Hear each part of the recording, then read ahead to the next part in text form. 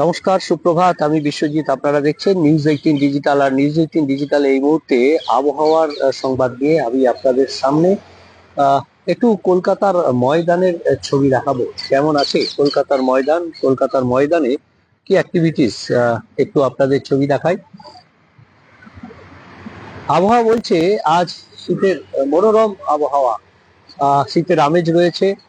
শীতের আমেজের সঙ্গে সঙ্গে কোথাও কোথাও সকালের দিকে একটু হালকা কুয়াশা থাকবে, তারপর পরিষ্কার আকাশ। ইতিমধ্যেই রৌদ্র করজ্জ্বল পরিষ্কার আকাশ, এবং সেই শীতের আমেজ চুটিয়ে ময়দানে উপভোগ করছে আমজনতা। সকালের কুয়াশা কাটিয়ে কোথাও কোথাও একেবারে পরিষ্কার আকাশ, কোথাও বা এখনো হয়তো কিছুটা কুয়াশার রেশ রয়েছে। আবহাওয়া দপ্তরের পূর্বাভাস আগামী 24 ঘন্টা অর্থাৎ আজ সারাদিন এই রকমই আবহাওয়া থাকবে। আগামীকাল থেকে আবহাওয়ার একটা পরিবর্তন তৈরি হতে পারে। আবহাওয়ার পরিবর্তন মানে হাওয়া বদল হবে। ইতিমধ্যেই পশ্চিমী ঝঞ্ঝা ঢুকছে। আগামীকাল একটি পশ্চিমী ঝঞ্ঝা ঢুকবে, আর সেই পশ্চিমী ঝঞ্ঝা একেবারে সমতলে, অর্থাৎ রবিবার সমতলে, উত্তর পশ্চিম ভারতের যে সমতল, পাঞ্জাব, হরিয়ানা, চণ্ডীগড়ও এফেক্ট করবে, উত্তরপ্রদেশেও এফেক্ট করবে, এবং বৃষ্টি হতে পারে উত্তর পশ্চিমে। যেমন এই পশ্চিমী ঝঞ্ঝার প্রভাবে একেবারে পার্বত্য এলাকায়, হিমালয়ান রেঞ্জে, সেখানে জম্মু কাশ্মীর, লাদাখ, মুজাফফরাবাদ, এই সমস্ত এলাকায় এবং উত্তরাখণ্ডের কিছু এলাকায় সেখানে আবার হালকা তুষারপাতের সম্ভাবনা থাকছে, বৃষ্টির সম্ভাবনা থাকবে, শিলাবৃষ্টির সম্ভাবনা থাকবে। আবার নিচের দিকের যে রাজ্যগুলো রয়েছে, পাঞ্জাব, হরিয়ানা, চণ্ডীগড়, সমতলের এলাকাতে সেখানেও হালকা বৃষ্টি, একটু মেঘলা আকাশ, অর্থাৎ আবহাওয়ার একটা পরিবর্তন হবে। আর এই পশ্চিমী ঝঞ্ঝায় আটকে যাবে উত্তর পশ্চিমের হাওয়া। তাই আগামীকাল সকালের দিকে কিছুটা এলেও তারপর থেকে এই উত্তর পশ্চিমের হাওয়া আটকে যাওয়ায় কিন্তু তাপমাত্রা একটু বাড়তে থাকবে। আগামীকাল রবিবার এবং সোমবার এই দুদিন তাপমাত্রা বাড়বে, যথারীতি 2 থেকে 3 ডিগ্রি সেলসিয়াস তাপমাত্রা বাড়তে পারে। এবং এই পরিস্থিতি শীতের যে আমেজ, যেটা রাজ্য জুড়ে আজ শীতের আমেজ অনুভূত হচ্ছে, সেই শীতের আমেজটা কার্যত উধাও হবে। আর এর প্রভাবে সিকিমে বৃষ্টি হবে। সিকিমে শনিবার, আজ শনিবার থেকে সোমবারের মধ্যে এই বৃষ্টির সম্ভাবনা। মূলত রবিবার এবং সোমবার এই দুদিন বৃষ্টি, শিলাবৃষ্টি, এমনকি তুষারপাতের সম্ভাবনা সিকিমে থাকবে। আর সিকিম সংলগ্ন দার্জিলিং এ সেখানেও হালকা তুষারপাত, স্নোফলের সম্ভাবনা থাকবে। এবং ওপরের দিকের উত্তরবঙ্গের যে 5 জেলা, দার্জিলিং, কালিম্পং, আলিপুরদুয়ার, কোচবিহার, জলপাইগুড়ি, সেখানেও বৃষ্টির সম্ভাবনা থাকবে রবি এবং সোমবার।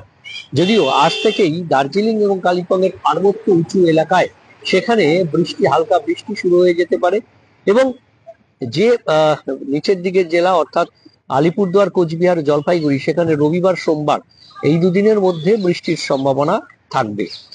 কুয়াশা থাকবে, হালকা কুয়াশা বেশ কিছু জায়গাতে থাকবে, 2-1 জায়গায় মাঝারি কুয়াশার সম্ভাবনা, কারণ লোকালাইজড ভাবে যেখানেই তাপমাত্রার হেরফের হবে, জলীয় বাষ্প একটু বেশি থাকবে, সেখানেই এই ধরনের কুয়াশা তৈরি হতে পারে। তবে একদম রাজ্যের বেশিরভাগ জেলায় ঘন কুয়াশা, সেই রকম পরিস্থিতি এখনো তৈরি হয়নি বলেই আবহাওয়াবিদরা মনে করছেন।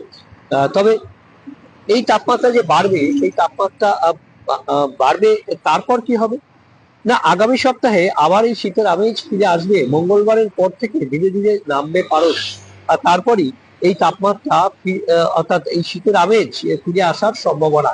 তবে এ সপ্তাহেও জাতীয় শীতের সম্ভাবনা দেখছেন না আবহাওয়াবিদরা।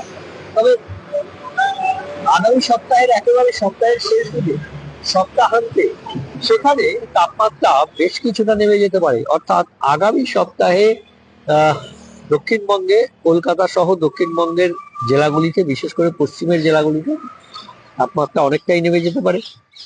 পশ্চিমের জেলাগুলিতে আগামী সপ্তাহের শেষ দিকে অর্থাৎ শনি রবিবারের দিকে পশ্চিমের জেলায় 10 ডিগ্রির নিচে তাপমাত্রা নামতে পারে, আর কলকাতায় একেবারে 15 ডিগ্রির নিচে তাপমাত্রা নামতে পারে। আর সেই কারণেই একটু আশার আলো যে এই পশ্চিমী ঝঞ্ঝা কেটে গেলে পরবর্তী পশ্চিমী ঝঞ্ঝা আসতে যদি একটু দেরি হয়, তাহলে কিন্তু এই যে শীতের আমেজ, সেই শীতের আমেজটা বাড়তে থাকে। তবে এখনই সেই রকম জাঁকিয়ে শীতের সম্ভাবনা কথা বলতে পারছেন আবহাওয়া বিজ্ঞানীরা, কারণ এই পশ্চিমী ঝঞ্ঝার মাঝেই আবার বঙ্গোপসাগরে কোনো সিস্টেম হবে না তো? কারণ আবহাওয়া দপ্তর সেই দিকেই ইঙ্গিত, নজর থাকবে আবহাওয়া বিজ্ঞানীদের বঙ্গোপসাগরের উপর। আর আমাদের নজর থাকবে, আপনার নজর থাকবে নিউজ18 ডিজিটালে। সব খবর সঠিকভাবে সবার আগে। ধন্যবাদ, ভালো থাকবেন, সুস্থ থাকবেন, আর অবশ্যই দেখতে থাকবেন নিউজ18 ডিজিটাল, কারণ নিউজ18 ডিজিটালে সব খবর সঠিকভাবে সবার আগে। ধন্যবাদ যারা ছিলেন সঙ্গে থাকবেন, দেখতে থাকবেন নিউজ18 ডিজিটাল।